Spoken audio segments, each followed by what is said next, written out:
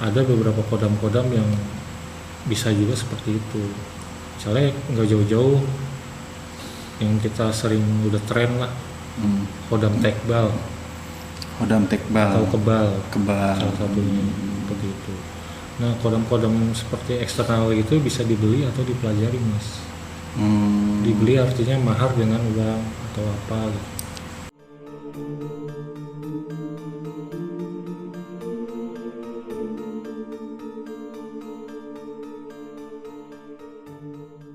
Oke, sekarang dari sudut pandang Ki Krisna nih Ki. Kalau tadi penjelasannya Bima kan seperti itu. Nah kalau sudut pandang Ki Krisna melihat Mas Azam ini ada hodam pendampingnya itu gimana Ki? Ya, jadi kalau yang tadi dijelasin Mas Bima tuh, ya memang salah satunya bagian dari kodam leluhur. Yang wujudan tadi tuh, ya, seperti Jawa Barat dan segala macam. Nah itu fungsinya apa tuh Ki? Dia lebih cenderung. Kenapa beliau ini ada gitu, mendampingi Azam ini? Beliau itu lebih cenderung untuk melindungi sebenarnya. Melindungi. Artinya menjaga gitu, dari seperti tolak bala dan segala macam. Nah, sesungguhnya itu kodam leluhur ya. Ada beberapa kodam-kodam yang bisa juga seperti itu. Misalnya nggak jauh-jauh yang kita sering udah tren lah, kodam tekbal atau kebal salah satunya seperti itu. Nah, kodam-kodam seperti eksternal itu bisa dibeli atau dipelajari, Mas. Dibeli artinya mahar dengan uang atau apa gitu. Tanpa dia harus melakukan suatu ritual penebusan gitu, penebusan bisa. Ya, tapi yang pasti ada pantangan yang harus dihindari. Oke. Nah mungkin ada yang ingin ditanyain lagi nggak Mas Azam perihal mungkin teman-temannya yang pengalaman teman-teman yang Mas Azam ingin ceritain sampai nama Ki Krisna ataupun Mas Bima. Ya mau nanya aja nih kayak kan ada tuh teman-teman kayak misalnya beli-beli gitu kan, beli-beli ilmu di mana gitu. Nah itu untuk apa tuh teman-teman beli-beli ilmu itu? Kalau anak-anak kayak SMK mah kayak kebanyakan kayak buat tawuran gitu sih, kayak malah disalahgunain gitu. Jadi beli itu hodam tuh? Sepertinya. Hodam istilah kebal gitu untuk tawuran tuh. Menurut pandangan Bima atau Ki Krisna gimana nih? Dari siapa dulu? Dari Bima deh. Kalau silakan anak STM ya. Iya. Pernah ya? Pernah juga sih dulu sempat nganter juga sih yang beli hodam gitu. Oh, jadi tahu dong ya, emang ada seperti itu? Ada sih yang kayak gitu beli jadi untuk tawuran? Iya betul. Jadi kalau yang beli hodam itu ya dia itu setiap minggu isi ulang. Kayak air minum. Ngecas ya, ngecas. Kayak air minum ya. Terus kata ngecas ke si pengisi hodamnya itu. Nah tunggu, ini maksudnya isi ulang tuh gimana? Dia datang lagi? Iya, datang lagi ke tempat yang dia ngisi hodam itu. Setiap minggu entah. Biasanya sih tiap malam. Dan itu mengeluarkan sejumlah uang untuk mengisi ulang itu? Iya, biasanya mengeluarkan uang. Kalau boleh tahu berapa tuh? Wah, kalau masalah uang saya kurang tahu ya. Biasanya pasti ngeluarin uang. Karena kan dia beli nggak capek lah. Kalau kita kan mendapatkan suatu ilmu itu kan harus ikhtiar ya. Ada penebusannya, ritualnya. Kalau dia kan penebusannya dengan mahar. Jadi ada, dan yang beli itu banyak pantangannya sih. Oh, contohnya apa? Misalkan pantangannya? Banyak kan pantangannya yang berarti nggak boleh ya? Iya. Kayak makan pisang emas, ketan hitam, masuk kamar mandi itu nggak boleh. Maksudnya masuk kamar mandi? Nah kalau misalkan dia pengen maaf kalau buang hajat gitu misalkan.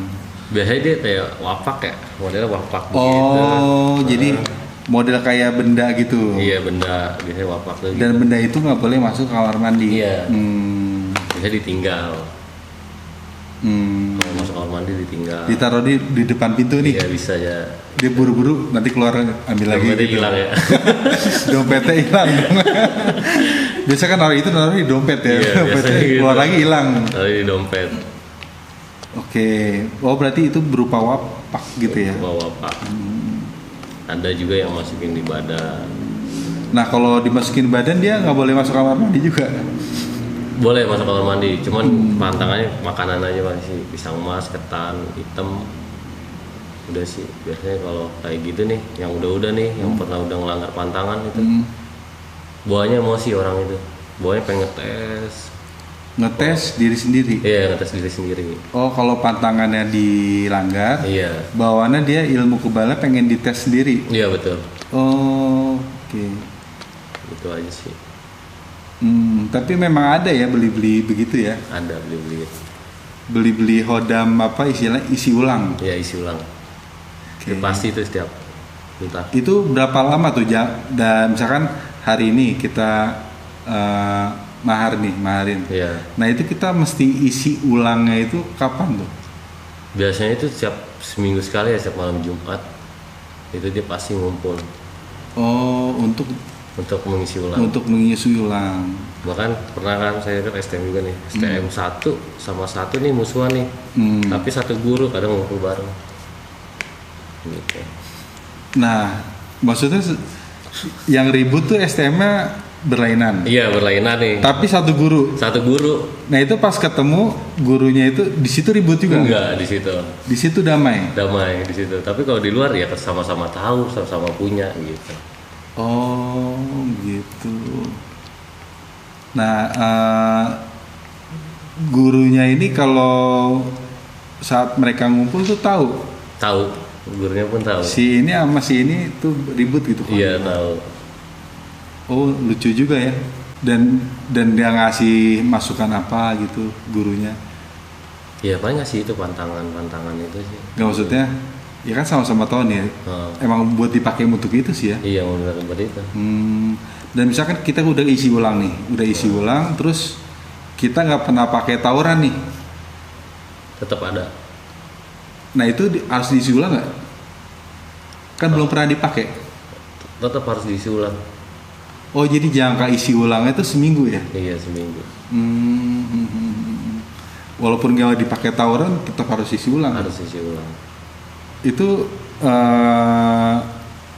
untung ininya sih ya, untung gurunya berarti. Untung gurunya. Setiap seminggu pasti kumpul tuh. Pasti kumpul. Dan mereka harus isi ulang.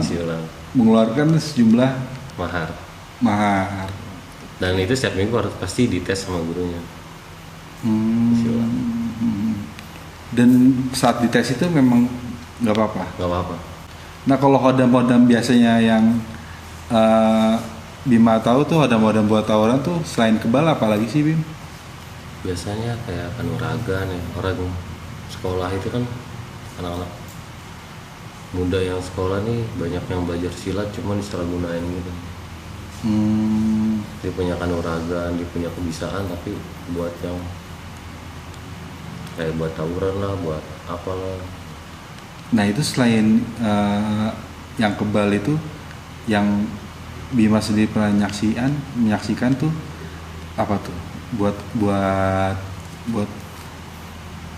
hodamnya apa aja tuh? Kayak selain kebal. Kebal kayak kehadiran, dia bisa ngadirin siapa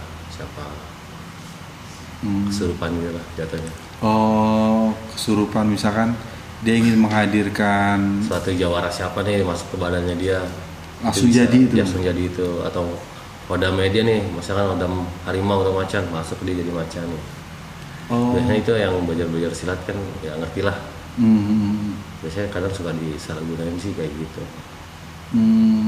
Saat masukkan jawara siapa gitu langsung jadi, dia juga kebal juga enggak? Iya. Si jawaranya kebal? Udah kebal satu, jago berantem. Dan yang tadinya dia nggak bisa apa-apa, jadi jago berantem. Oke. Oh itu sih pengalaman Mas Bima ya tentang kodam isi ulang tuh ada ya. Ada. Lucu juga sih. Nah kalau pandangan Ki Krisna mengenai kodam isi ulang ini, itu lebih ke negatifnya atau ke positifnya Ki?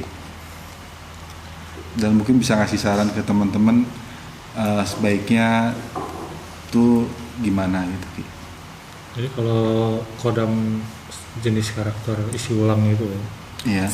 positifnya ya bisa kebal atau bisa berantem yang tadi Bima bilang, dan juga menguntungkan pihak yang gurunya. Seperti itu positifnya.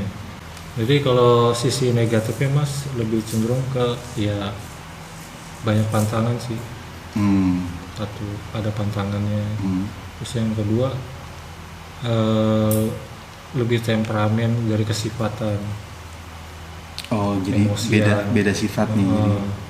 Terus yang selanjutnya ya misalnya contoh si pengisi atau gurunya itu yang meninggal gitu, ya itu akan terus berada di dalam itu. Ya tuh hodamnya. Ya si yang beli itu. Tuh. Jadi permanen dong. Jadi nggak usah isi ulang lagi dong. Sifatnya nggak permanen sih, cuman ya nempel aja gitu langsung. Tapi bisa digunakan itu. Digunakan, cuman kan kalau bicara tadi level atau power ya segitu aja udah, nggak bisa tambah. Nah itu bukan justru menguntungkan Ki. Misalkan gurunya udah meninggal, ya kita nggak usah isi ulang lagi gitu. Jadi nggak usah bayar mahar lah gitu. Tapi kan lama-lama kalau ketemu yang tukang berantem lain gitu ya, punya pegangan juga kan jebol Mas. Makanya guna isi ulang si guru itu gitu. Jadi untuk terus tambah lagi. Nah kalau misalkan ingin udah nih, kalau kita udah nggak berantem lagi, berarti kan tuh hodam udah nggak dipakai dong. Ya ceritanya begitu, nggak dipakai. Itu kan fungsi bila mana tawuran itu tadi. Kalau udah nggak tawuran lagi, berarti itu hodam masih ngikutin nggak? Masih, cuman alangkah baiknya mending dikeluarin aja jadi normal. Nah memang kalau tidak dikeluarin nih, ada efek untuk apa? Ada efeknya nggak gitu? Jelas Mas efeknya. Bisa sakit-sakitan, badan terseberat, panas. Oh efeknya Ya, seperti itu. Jadi lebih ke mungkin penyakit kali ya? Bisa mendatangkan seperti itu. Nah untuk ngeluarinnya nih Ki, sekarang untuk mengeluarkan hodam itu seperti itu tuh cara mengeluarkannya gimana Ki? Ya jenis-jenis kodam yang seperti itu, kalau saran saya sih ya, yang pertama hindarin terus maksudnya dilakuin terus pantangannya. Yang kedua datang ke yang ngisi atau gurunya. Nah kalau udah meninggal gurunya? Kalau udah meninggal, cari orang lain yang mempunyai kemampuan spiritual, supranatural di bidang itu kan jenisnya kekebalan ya. Misalnya contoh kekebalan atau kehadiran, itu ya yang di bidang ahlinya lah. Oh jadi bisa juga untuk mencabut hodam itu dengan bantuan memang orang yang ngerti, paham di bidang tentang itu. Oke. Nah kemudian yang terakhir nih, pesan-pesan yang ingin disampaikan buat teman-teman itu ada nggak perihal materi kita nih tentang hodam? Ada nggak yang ingin disampaikan buat teman-teman? Ya kalau dari saya tentang materi hodam ini sungguhnya setiap manusia itu pasti ada, disadari tanpa disadari pasti ada yang menjaga, melindungi. Ya semuanya juga apapun bentuknya, makhluknya yang membantu atau yang tadi dibeli atau yang dipelajari secara olah rasa ya semuanya atas ketentuan izin dari Tuhan yang Maha Pencipta.